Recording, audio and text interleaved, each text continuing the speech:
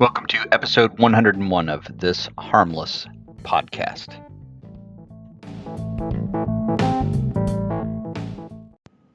A rant-ish.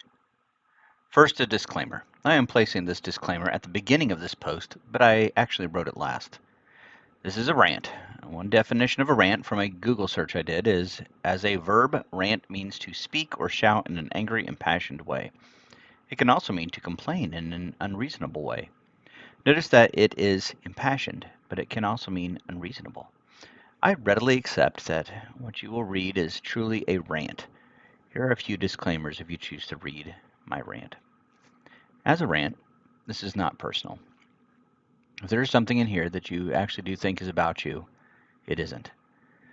It might resemble you, but the reality is there isn't anything in here that I reference that I haven't seen and or experienced from multiple people. So this isn't about you. You know who you are. You're the one who thinks everything is about them. This isn't about you. If you contact me and say, "Why did you write that about me?" I'm going to say, "You didn't read the disclaimer, did you?" As a rant, this will cover several different topics, and none of them in depth. If you read it and think that I should have been more clear, I'm sorry. I'm not trying to be very clear. It's a rant. Number 3.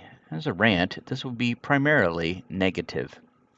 I hope you don't read this and think that this rant is what I am usually like. I think that I'm usually a fairly positive person, but I also don't think that I should entirely avoid these topics I'm ranting about. I think they are rant-worthy. If I strike a nerve, I want you to know that I didn't have my crosshairs on you, but I did have them on these topics. Number 4. Since this is a rant, I won't be sharing this link on Facebook. This means that the only people who see this will be people who actually follow me or seek me out. If I record this as a podcast, I won't be sharing that link on Facebook either. Number 5. Even though this is a rant, if you read anything here or listen to this and feel the need to say something to me either through Facebook, Twitter, email, phone, or in person, I will be more than happy to actually listen to you before I even think of defending myself.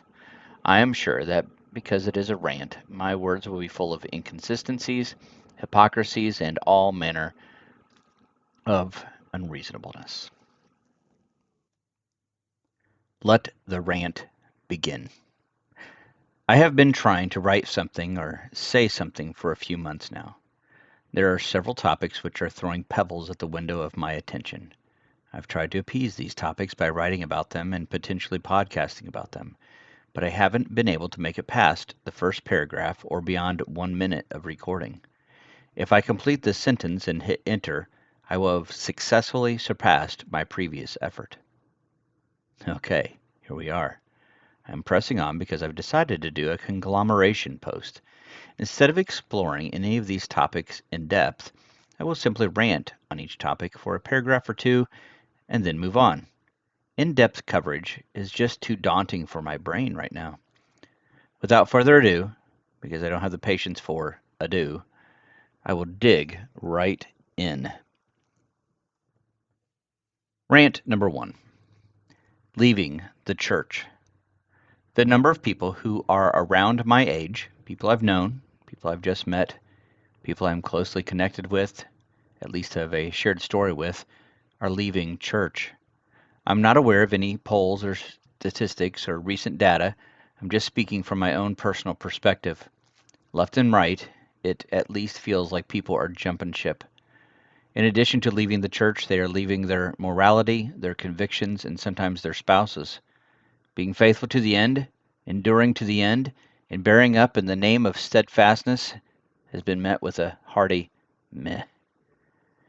I know that there are all sorts of questions, comments, and concerns that could head my direction because of my tone when I write about this, but remember, this is a rant. You're probably used to all sorts of people doing rants about the church, but there aren't as many of us that do rants from the church. Quite frankly, I'm just sick of it. We've got people leaving the church and the world hasn't even lit their torches or erected their stakes yet. I guess the good news is that we get to see a little bit more early or a little bit more clearly who is on what side, especially when some of those who have left have a lighter in their hand, ready to light the torch and throw it at my feet. By the way, that is only partially figurative. This leads me to my second rant. Rant number 2, taking the church with them. In the mix of those who have left the church, there is an alarmingly large number of people who have decided to take the church with them. And the creepy thing is, yeah, I said creepy, that they are usually able to find a church that will welcome them in. Want to be a lesbian? There's a church for that. Want to be a woman when you are currently in possession of attached testicles? There's a church for that.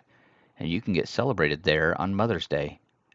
Want to tell women they can abort their unborn children? There's a church for that too. Want to go to a church that will support you leaving your spouse so that you can live in an adulterous relationship or in a homosexual relationship or a polyamorous relationship, whatever the heck that is? Heck, don't want to get married, but want to be able to take your live-in girlfriend or boyfriend with you to church? You can find one on any degree of unrighteous celebration that your sin-saturated heart delights in. And your new woman pastor will give you a hug and a welcome as you come in and accept your rainbow badge. I really hate it when the ones who leave the church by trying to take the church with them try to do it in their very own church. What I doubly hate even more is when the leaders of these churches, especially the larger churches with their big budgets, buckle under the pressure and go along with them.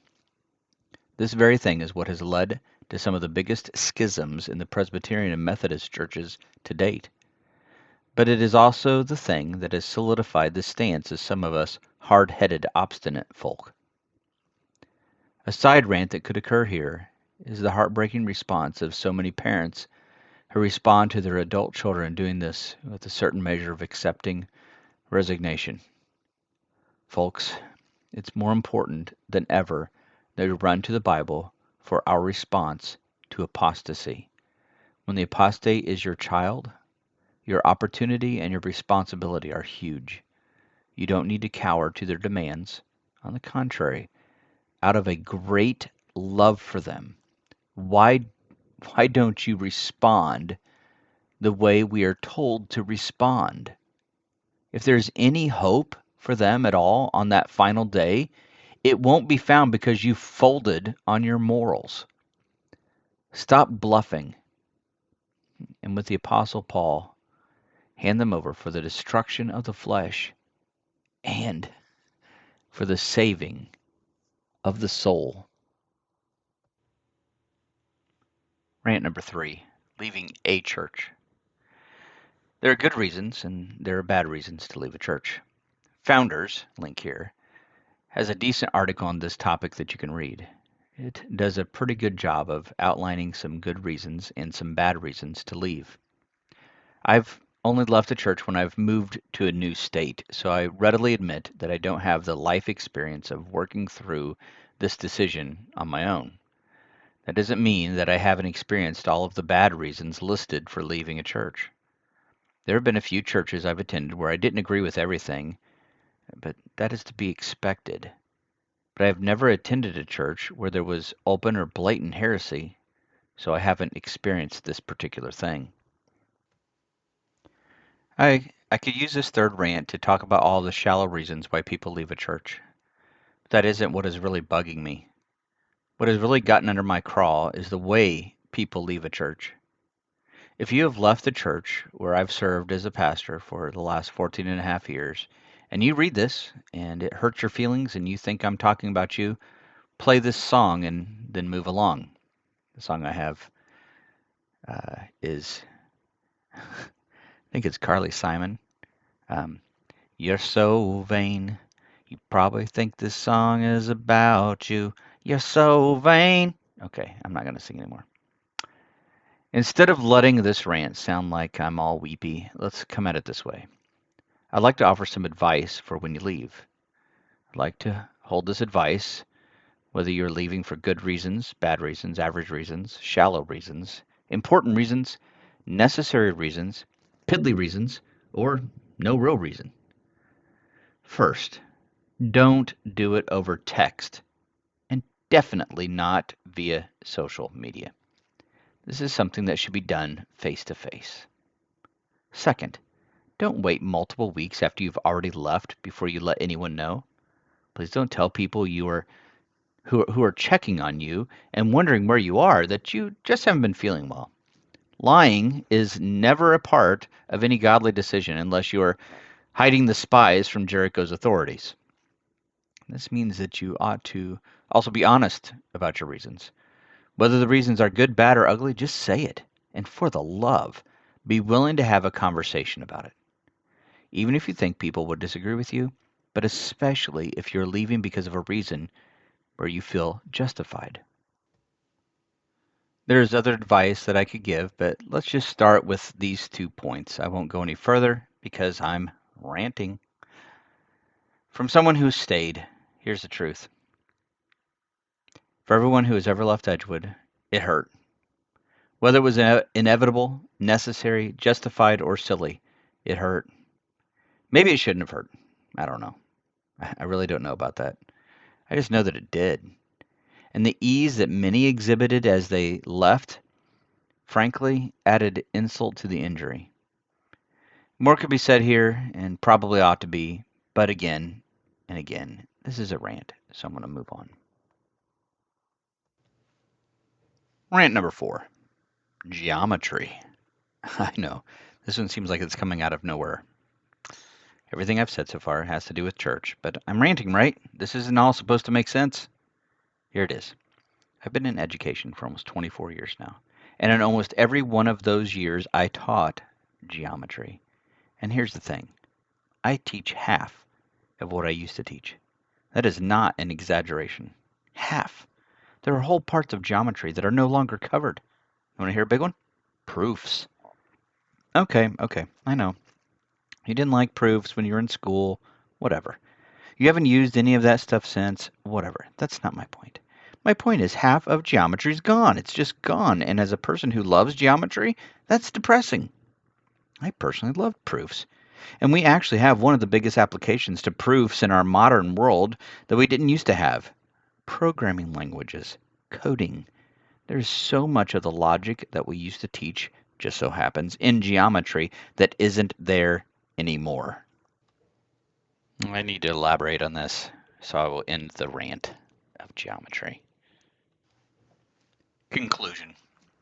Yeah, there's more, but I will stop myself. I just needed to post something, write something, podcast something. I've had writer's block for such a long time. This just needed to be dumped. Final thought. I cannot tell you how much it would mean to me if someone, anyone, saw this and responded. It wouldn't even need to be nice. Anything. Mostly because I actually do love people. I hope my ranting hasn't clouded over that too much. I hope that you can see through the rant and recognize that my heart is actually breaking when people leave the church. That mingled with the anger at people trying to take the church with them is a compassion that those same people are being snagged by the lies, especially our children. That when people have left Edgewood, the hurt I've experienced is mostly about missing those actual people. I miss you. I wish there were some way our fellowship could have continued. Finally, and that when I get annoyed at where education has declined, it's actually because I care about kids.